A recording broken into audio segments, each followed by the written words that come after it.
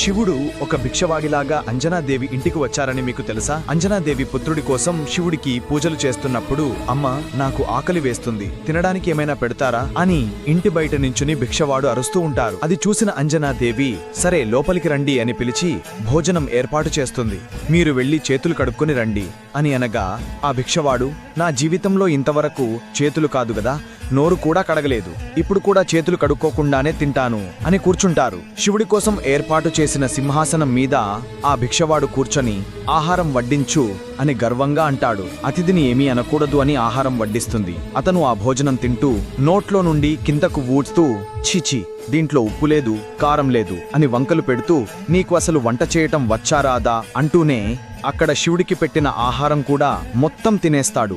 అంజనాదేవికి పట్టరాని కోపం వస్తుంది.